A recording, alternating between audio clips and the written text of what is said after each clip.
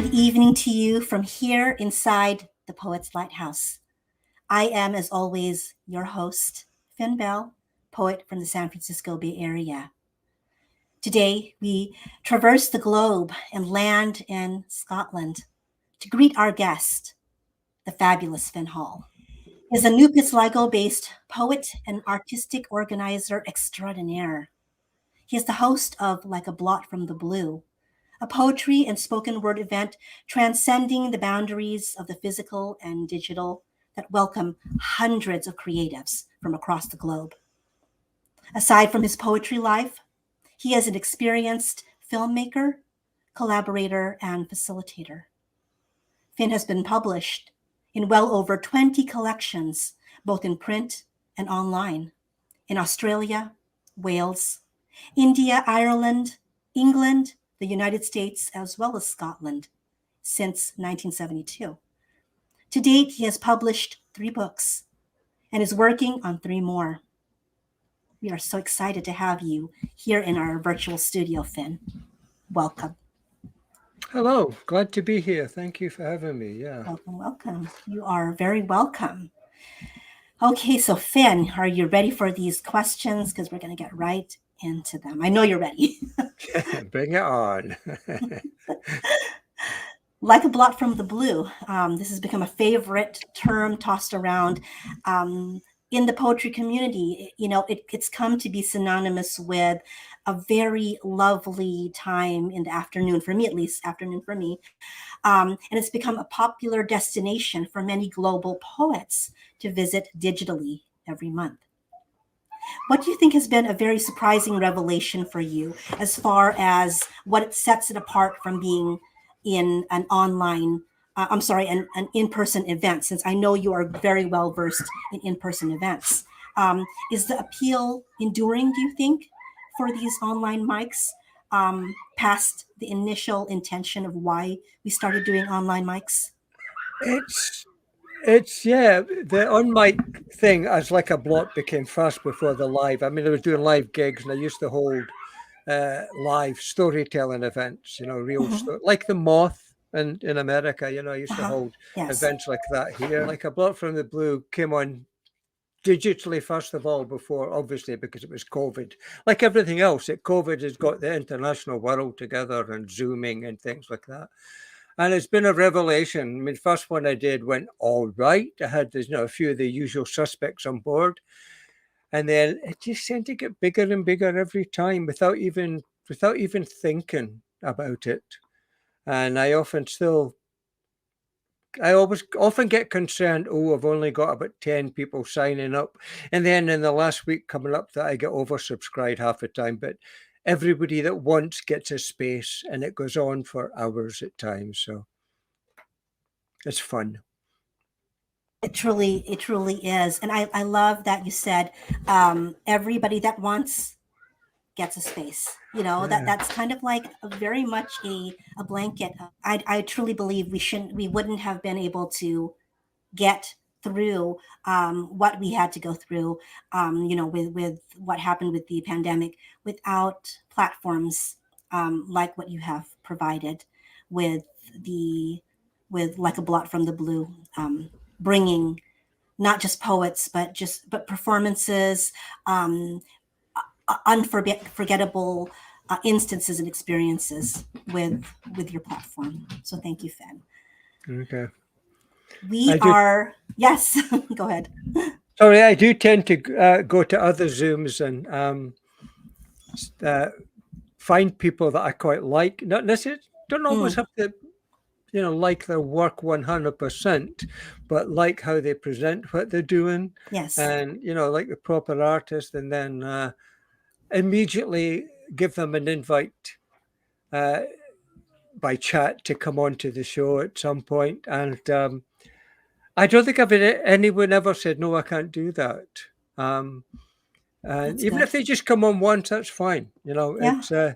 I just like to do that. And I've had comedians on and everything. I do like finding new people, even though some people might have known them, others don't. And I like finding new blotters, as it were, for every show. And I think I've Blotters. got Yes.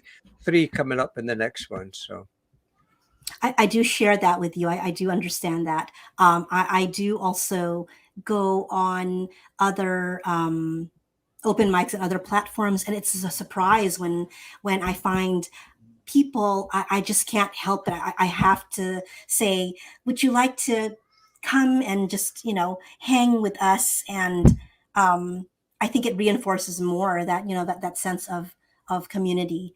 Um, that we're doing this and we're seeing each other at different events, and on the mostly supporting each other. We find it a great way to meet and connect with more people. Yeah, for um sure. yes. So Finn, let's continue this conversation, folks. We are going to be going on our break, but when we come back, we will have the pleasure of hearing Finn perform an original piece of his titled Closed Caption English Standard. We'll be back after the break.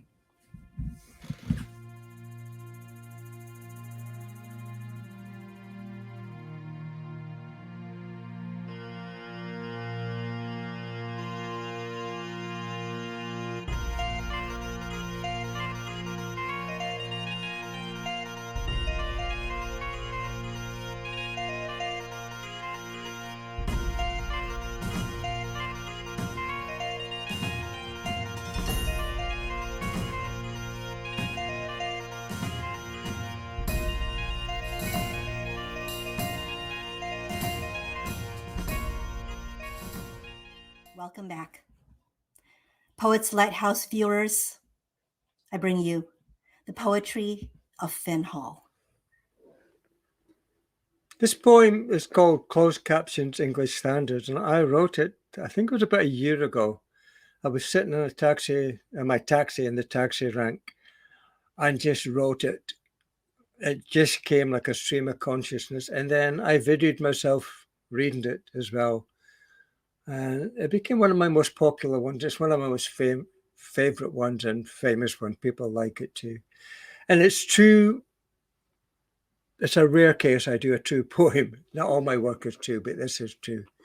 And it's about the problems about being deaf, being hard of hearing, profoundly deaf. Closed captions, English Standard.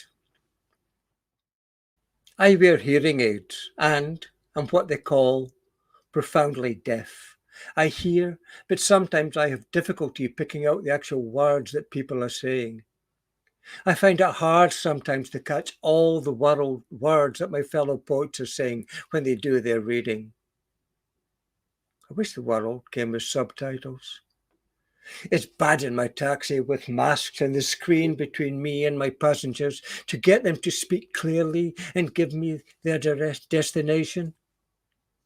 I wish the world came with subtitles.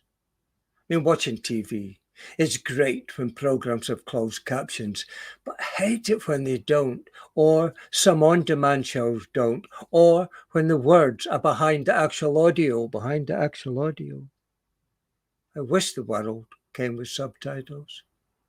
In this constantly masked off world, concessions are made for many, but city centres are blocked off for the disabled people, and deaf people can get out but can't see what you're saying. I wish the world came with subtitles. I play my music too loud. My radio goes on too loud. My podcasts go on too loud. I'm not too proud if you ask me to turn it down. I don't know. I don't realise. I can't be sure how it sounds to you. I know how it sounds to me. Loud, but not too. I wish the world came with subtitles. I mean, hearing aids aren't perfect. They don't make things normal. They help. I'm not ignoring you. Your words are important, very important. It's just, well, I can't explain, which is strange for one who uses words to make a point, tell a story, let you know. I'm sorry. I wish the world come with subtitles. I take them out, almost silent, can barely hear the washing machine, the noisy washing machine when I'm in the kitchen beside it, the morning alarm. It rings for ages, disturbing my wife, waking her when she doesn't need to be awake. I don't hear it until it gradually gets louder. I wish the world came with subtitles. I wasn't born this way. It's hereditary. My grandma on my father's side, then my dad, but he never went and seen about it. Then me, now my daughter. My grandma's aid was big and hung in a strap beneath her top. It squeaked feedback if you went too close. You had to speak into the box at times to be heard in a word before subtitles. I do sometimes enjoy the silence, switching mine off or taking them out, and being alone in my head. Enjoy the silence of being at one with me. But then I still need to know when I get shouted down for tea. And yes, I realise that I should check to see if the volume of my phone is up. But wouldn't it be great if the world came with subtitles? Floating in the air, words destined for only the people that they are meant for, or flick an imaginary switch and you can see everybody's words, floating, soaring, shouting, swearing, counting, caring. Perfect for finding words for a found poem. The silence of constant chatter in a world where words do matter. Choose your font, choose your language, hit translate. Was that? Too late. Your word escaped into the breeze to hide amongst the trees. A world, not perfect, but with subtitles. I wish the world came with subtitles. Finn, if you can humor me for a bit, and if you need to close your eyes, um, imagine this parallel universe scenario. Everything is subtitled. Okay, everything is subtitled, but hand gestures are banned, and body movement is restricted when you are communicating. A little bit of like a sort of Harrison Bergeron sort of deal. Yeah. Um, so this is happening. Um, for those of us who are poets, writers, who break bread daily upon words, would the meaning become more with these subtitles, or less likely to be misconstrued? More or less likely to be misconstrued with just subtitles alone? Uh, yeah, it's a tricky question that because subtitles aren't perfect. If you see if you're doing a Zoom show and they've clicked that facility, um, even in TV they don't get the words right, you know. But I think it would help an awful lot more people.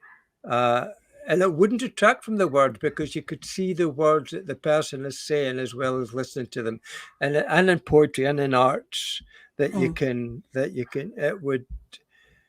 it helps a lot. And I think the world would be a better off place if everything had subtitles at some point. I know there's cases when you can't, you know, and it would be utterly confusion if they were just floating in the air, like my poem suggested, you know.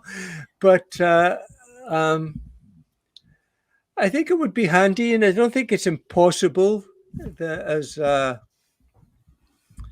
work out, you know, because you've got this new metaverse that was Mhm. the young folk are supposed to be moving into, and if it does take off and everything's surreal, what's to stop them having subtitles coming across these whatever specs that they have to Yeah, wear to be involved in that, you know? yeah, Um, uh, could get confusing for some people, but you know, it's a different world, and you know, the younger folk, 10, 20 years time, our awesome technology now will just be old hat to them, and they go, "Oh, why mhm. are you doing that?" You know. It very much brings a few things to mind. You know, I don't feel like the technology can be very far behind to be able to do that. Yeah. Because, you know, we were once saying that we couldn't, you know, do things like what they did in Star Trek, where they're casting it from their handheld device onto their television. we're doing exactly those same things that we were seeing in past Yeah, episodes yeah. of Star Trek. Um, and then also when you were, saying about what was that? The words showing up in in the sky or in front of us. I would love, it just occurred to me. I would love for people to see how I see my poetry. I would explain to them when I used to do poetry. Not so much now. I'm a little bit able to contain it and cast it right away onto the page or onto my laptop screen. But when I explained how I would arrange it, I would actually arrange them as words of the sky. I don't know if that is some sort of um, psychological thing that I have, or some sort of predisposition towards like the certain synesthesia that I have. That's how I would have used to construct my poems. They would appear as words, and I would arrange them up on the. So to be able, it's exciting to think of people being able to see those words happening the way that I see them happening. So that is exciting to me. It would probably be equal parts confusing and equal parts illuminating, because you can't really hide anymore what's going on. And like, did I just hear you correctly? Yes, you did. Look above my head. So that would be, Yeah, you'd be walking down the road and you go, oh, here's yes. Finn writing again. There you go, Susan. Yes, or I'm thinking, as long as it's the words coming out of my mouth. If it was something I was thinking, I'd be in trouble. I'm like, did you just think that about? Excuse me, ma'am. I'm like, what did I say? Are you thinking that about me? I'm sorry, my bad. Yeah, that's a danger, you see. That's a danger. It is. It is. It'd be exciting though. Yeah, just say what you mean, and you can't say, "Oh, I was misquoted." Nope, it's there. It's written It's in the right there. sky. We see it. We're quoting you right now. It's right above your head. Quotes. It would be this bit, the inverted commas that, that pretentious people do. They'd be floating about. Everything's gonna I have didn't quotes. mean it. I know. That is not what I said. Oh, so Finn, you mentioned, and I looked this up just to make sure because I wanted to refresh my memory if I was once a part of this, and I believe I was. You mentioned one of your more recent endeavors was the joined up writing project. Yeah, How is that currently going? I know that it's in progress right now, and it's slow. okay, are we looking to make more of it coming up, because that was gorgeous. It was all it was like this global version for me of the exquisite corpse happening for everybody, and I was so excited when you invited me. You're like, oh yay, I get to put a part of it. So I Yeah, would well, love to see it it's revived, or moving forward and meeting more people, meeting more people. Yeah. it's still going. It's on it. I mean, Okay. when I started it back, coming up, be 2 years ago, come May this year, I'd finished doing an online April poet prompt kind of thing. You got a Mm-hmm. prompt word every day, whatever it's called, poetry month prompt. And then the people I was involved with it, all from this area, said, "Oh, what will we do now?" Mm-hmm. And a couple of days later, I thought, well, why don't we all just write one poem? I'll write a verse, give you the verse, you take a last line, a word from a last line, Yeah. and then go with it. And they did that, and at that time, I actually messaged every single person on my Facebook at the time and said, "Do you want to be involved in it?" Some did, some didn't. Some ignored it, some fine. And people who weren't poets Mm-hmm. thought, "Oh yeah, I'll do that." And when I got to the last verse, I wanted my daughter had been involved in it, my brother had been involved in it, and I wanted to get my at the time 12-year-old granddaughter to write something for it as Mm-hmm. well. So I gave her that, and then she finished it. Did her little bit. It was a wonderful little piece, and I thought, well, that's fine. So I sat with it, and then I thought, well, I'm just going to publish it. So I self-published it myself, Mm-hmm. and then it went out. It sold quite well. And then it was actually Brian Franco, Generalissimo Brian Franco says to me, "Are you doing another one?" I went, "Oh, no, I've done it." He says, "Oh, you have to do another one." So he persisted, and then I did another one. Mm-hmm. And that went really quickly, really, really well. A lot of new people, some people who did it before as well. And I actually went over the 100 with this because I was a couple of people wanted in. And I thought, okay, I'll go over the 100 and then that's me stop. And that's two. That's fine. I've done it.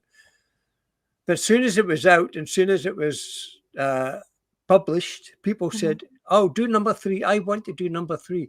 And within 2 days, I had about 80 people wanting to do number three with me. So I did it with a mixture of new people and old people that's done it before Mm-hmm. and whatever. But it's been really slow. It's been hard this time because what I've done, I just gave him the last line. I Mm-hmm. didn't give him a verse, so they had no context. Like I did in the second one as well, but even more, no context for to write the poem with. They just, it's like, here's the prompt. Do what you want with your one verse. Long verse, short verse, one line, who cares? And I gave him I thought, right, I'm going to give him a deadline. So I want to get this done. I gave him a 5-day deadline. Mm-hmm. And sadly, most people have used that 5-day deadline to do it. Now, if you take 100 points at a 5-day deadline, that's That's that's nearly 2 years or whatever exactly. to do that. So it's slow, it's hard, it's moving forward. Um, so we're getting there. We're getting there. I'm just letting it go with its own natural rate. Yeah. I added another new writer today, a friend who stays in Australia. Um, and I said, "You want to do one?" Because she found some old poems she wrote when she was a kid. She's now an adult. And I says, "Oh, you want to do one?" She says, "Yeah, sure. Why not?" So it'll be finished sometime. Sometime. I'm not rushing. I've got too many other things going on just now, anyway. So Yeah, I like the idea that it's going at its own pace and there is really no restriction. For me, when I might have, I can't remember which round, probably in the second one, yeah, where, because I know both you mentioned it and also Generalissimo Brian Franco mentioned, he said, yeah, Did you know that Finn was doing this?" I'm like, "No." And he said, "Oh, I think he's going," because he had to spill the beans. "I think Finn is going to contact you soon." I'm like, "I'm ready."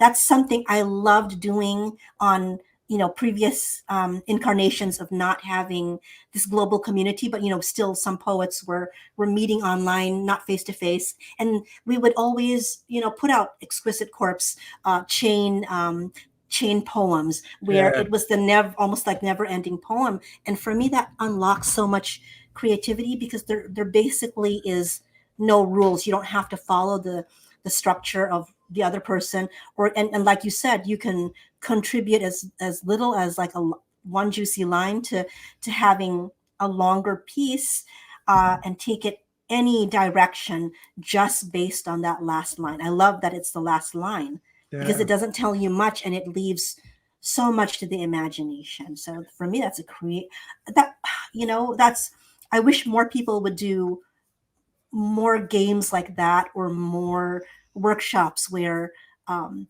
they all throw us in a room and we just do that. And then we just reveal it at the end, like, surprise, you guys made a poem together. Some people are really quick at it. Some people, I Yeah. mean, I think a couple of weeks ago, Amy Hoskins, when I was speaking to Amy, it Hmm. was her turn, and I sent her the line. And before I put my laptop down, she had her verse back straight away. Just some people get Wow. so inspired really quickly. Well, that's Amy for you too. Yeah, She's because I kind say, of, we're not looking yeah. for, you don't have to think deep. We're not looking for anything great. When It's just, you contacted me, I think it was like Speak Like a Pirate Day. So I wrote about like pirates. Ships or something. I'm like, speak like a pirate. Let's do some yeah. sort of silly limerick or ditty, And some people are lucky though. sea Some shanty. people, yeah, Yeah, some people got a really great long line to go with. The last line from someone's poem yeah. can be but 20, 30 words, and some people just get 3 words.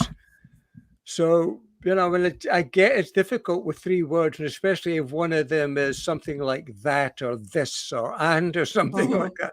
But if you have to use that, this or and, then it's there. It's a word you have to use. Yeah, for sure. Like both have their um, appeal, and both have their advantages. Yeah, Um, yeah, yeah, I tend to be sparked by lesser, because then you're giving me more room.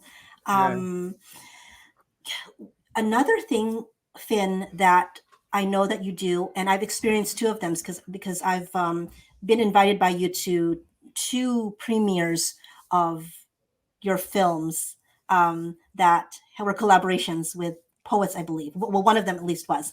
Um, and do you find that your poetry world and your filmmaking world often intermingle? And if so, what has their pairing what has their pairing produced, or what do you hope for their pairing to produce upcoming in the future? Well, I've done 3 films of that ilk Mm-hmm. in the past, just a year since the first one came out. It popped up on my Facebook just now, the trailer for the first one. And it gets quite popular. That last one was really popular with people. It was a lot. First one was like about 40 minutes. The second one was an hour. And this last one was a proper film length, an hour and a half. Wow. Um, and again, it's a lot of work. Mm-hmm. And editing and getting everything like that, because I don't have any equipment. I just use my iPad and my MacBook to do it. I don't have any sound equipment or That's mixing the desk ingenuity of it. That's where it's at. or Doing it anything. that way. Yeah. And I thought, well, that last one's my last one for a while, doing it that way, doing it like, here's the subject, write a poem about it.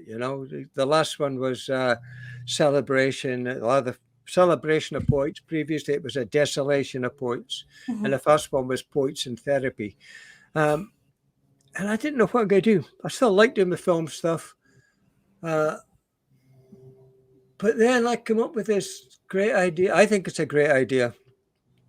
I did a little example of it earlier on.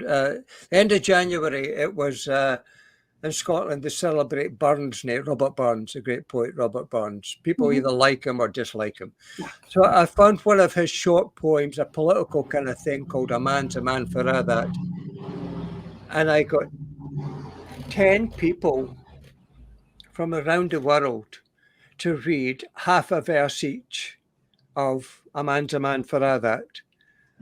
Got them where possible to film outside so we could see where they are. Mm-hmm. So I had Scotland, Greece, Singapore, Wales, whatever, and got them to be as creative as they like. And I did that. It's only a 3-minute thing, and it's on my YouTube page. And they did that. And then I thought, okay, that was good. And then who was it? Michael Sindler Mm-hmm. says to me, oh, you should do something more now, do something else. And I said, yeah, I might. And he says, well, why don't you do Howl, the Ginsberg poem?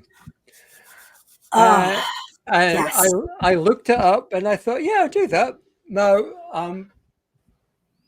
I fly by the seats of my pants most of the time, right?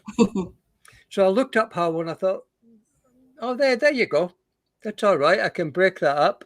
And I got 20 people Mm-hmm. To do it. And I wanted 20 good readers. I asked them, good read. I wanted people that could express themselves and put it across properly and things like that. And I gave them maybe half, I don't know if it's real stanzas, but imagine it broken into stanza, half a stanza each, so they've got a few words to read. I said, if you can, film it outside, no noise, if possible. But the weather in most places have been pretty shit, being it storms or Yeah. snow or wind or whatever. So only some people have managed it outside. Now, I'm still waiting for 3 to come back. Michael Sindler, the very first one, he hasn't had the weather to do it because he stays not far from where Ginsberg had an apartment, and he Yes. wanted to go down and read it outside Ginsberg apartment. Ooh, I know. Yeah. And he's doing the first verse, and there's two other people in Aberdeen. They want to do it elsewhere, their problem. And I was want to get the first bit done by the end of the month, which is tomorrow, and it's not going to happen. Because I was getting ready, I'll get ready to do part 2 now. And then I looked at part 2 and 3 and I thought, oh, it's not so long, it's not so complicated, there's not so many words in part 2 and 3, because obviously it becomes the rant, the howl, at the end. Mm-hmm. It starts, it goes on and on like that. And I'd already in my mind, I wanted 60 different points to read this poem. It must be a world record or something like that. 60 people reading one Mm-hmm. poem and film themselves doing it. And I got 60 people. I've got 40 more people willing to do it. But then I've got to split them up now. So they're basically just getting a line or two at the most, depending on the structure of each one. I've got them all ready to send out, including some people I don't know. I've never come across. They just heard about it and want to do it. And I'm actually going to make, and that's got to be harder to edit because you're talking about an 8-9 second clip to add on to the next 9 second clip so that it flows and builds and builds and builds and builds till the very end. And I think I've got a perfect voice. I've got Bob Whelan from Rockport Poetry. I want him to do the last voice, the last bit of it, because he could bring it down to the end, I think, with his voice. That'll do it properly. So I'm going to actually do my very first bit of directing without just sending messages. I'm going to film myself and make directions and say, look, this is what I want and this is how you can do it. And if you can't do that way, then that's fine. Drop out and I won't hold it against you.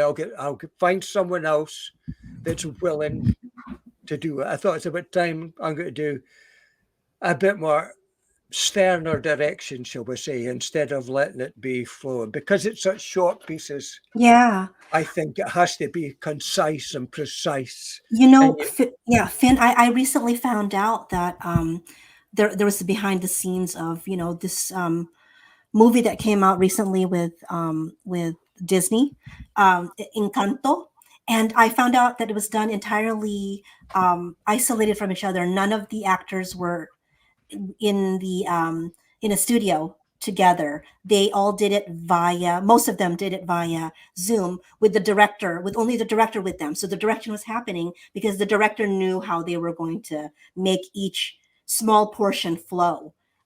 Especially for the big, not finale, but the centerpiece song, which had basically the actors saying one line each, and then they had to coordinate so it would go with the flow. The director was the only person who was with them. They said, okay, now I want you to go this and then do that. And it worked out really well. So I don't know if that's a consideration for you to get all your small piece ones, the one line people, to have a Zoom with you and directing them like directly. That's a great idea. And they're just recording it and then editing it from there. I'm going to give them a month to do it. Okay. Leslie Constable did one for the first bit, and she said, "Oh, we really can't wait to see it." And I said, "Well, you're going to have to wait at least till the end of March because I want to give them a chance to work on it and to see if they can do it. Because some of the people, I have a few people from Singapore, and they're fine with it. But one of them, I don't know if you know, quite quiet spoken in her way, and she's volunteered to do it, and she's and I love her work, and I'm always grateful for having her on. So there's one or two people who've got voices like that who don't necessarily, not just her, that's the first one that came to mind, who don't not necessarily be natural to them to howl, as it were. Or go, all the whole thing the way, because it is a rant. It is it's a rant, yes. Yeah, it builds off as like, I'm doing this, I'm doing this, I'm doing this, and I'm not happy. And then at the end, he's kind of thrown his hands up in the air, especially, the whole structure of it is like a building ramp from slow to medium, and then To the end, and yes. then it just comes down and goes right. Oh well, okay, back to life again. It comes back down like that. So I need to get the people to do that. If they can't do it and they find it they're unable to do it like that, and I think most of them will. There's one or two Hmm. that might not, but I hope they will. I want to give them a chance because it's got to be their voice. Absolutely. It's got to be Yeah. their interpretation, but they have to have it as a rant. It's not a love poem, it's a rant all the way through. I think with just that, you are, just like our previous topic, you give them that much leeway, they will come up with something completely surprising Yeah, if you just give them that to work with. yeah, So yeah, good luck on that. I can't wait to see if you're going to share it with the public, and eventually at one point I want to be there front and center, with my popcorn and my wine, yeah. like those pair together. I will And do. I will do. I will probably do that. Play the first one, which is only 2 minutes. The Robert Burns one. That'll be the main feature. I mean, it's not going to be long because it's just yeah, it's. But it will be.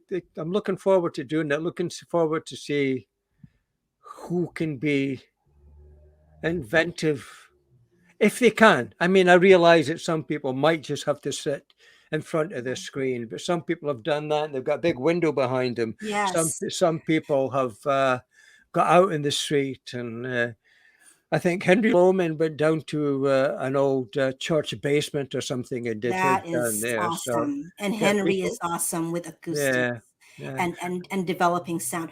you know um I have to say, with Michael Sindler, opening with the opening line is a good luck charm right there.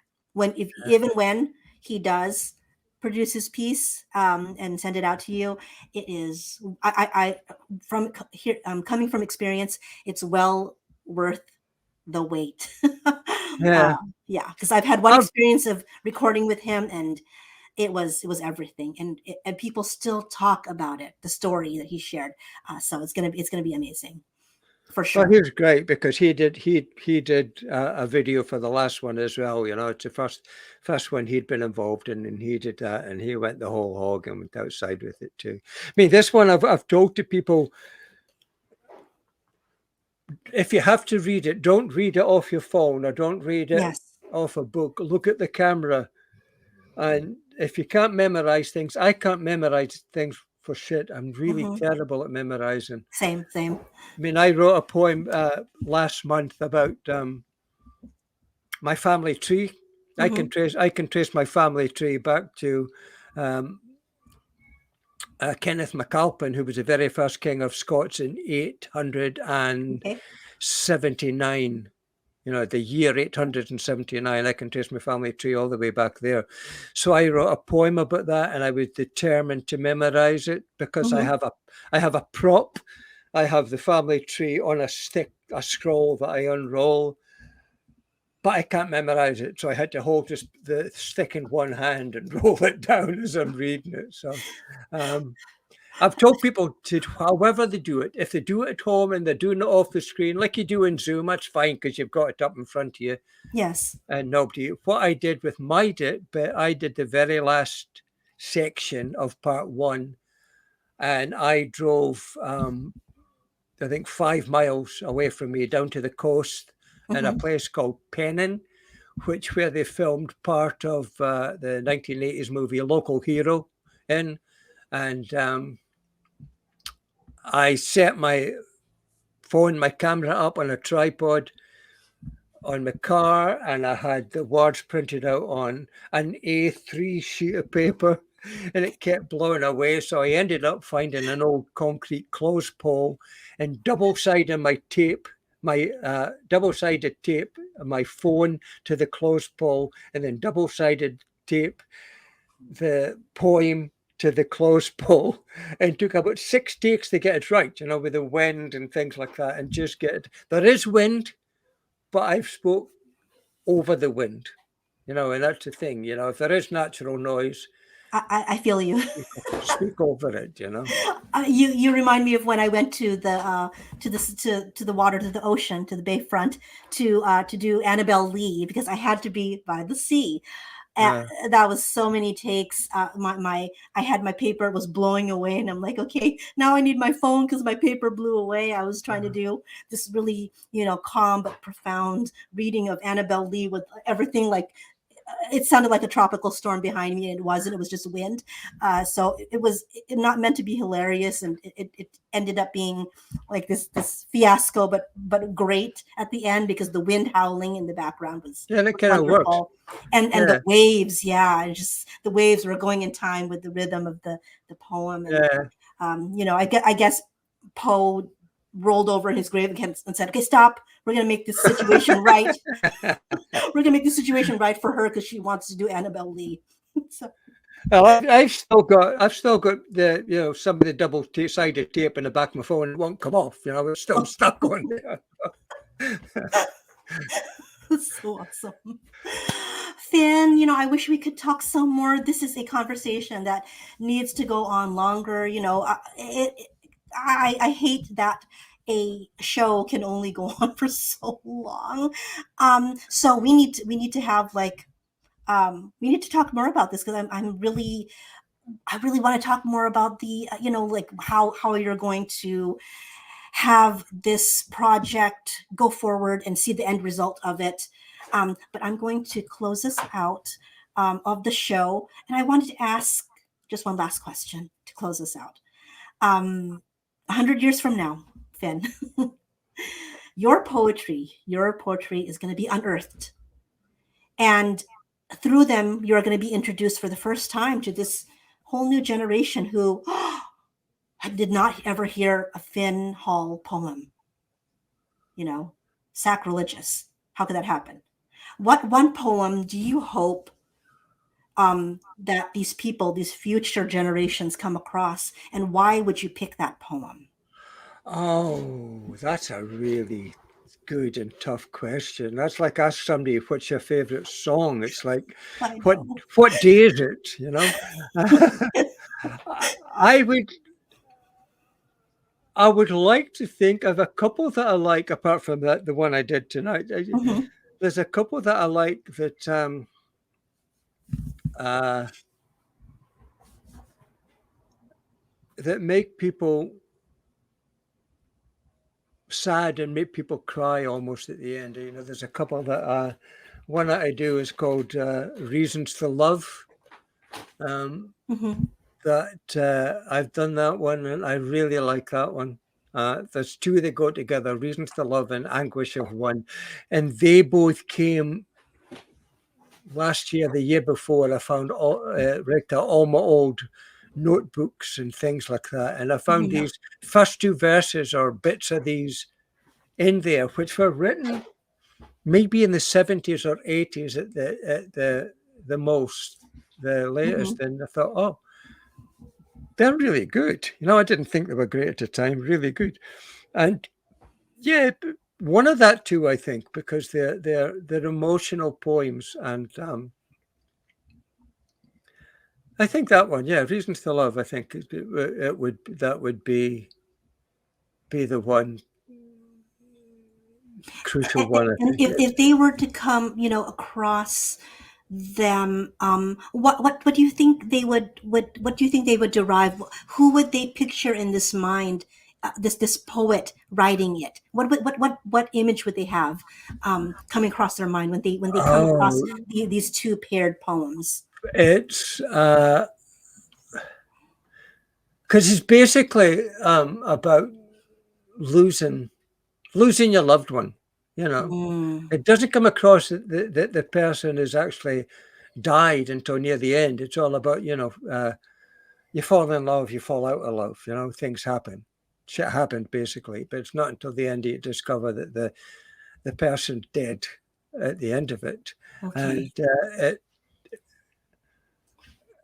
a lot of the stuff is believable that really happened. And a friend of mine, a young poet friend of mine, when I did this one the other Mm-hmm. week, I did it, and I came off the stage, and he went, I was going to ask you first that, did that really happen? But then I realized that you speak about your wife all the time, so she's still alive, because Yes. it's a really believable piece about that. And this is,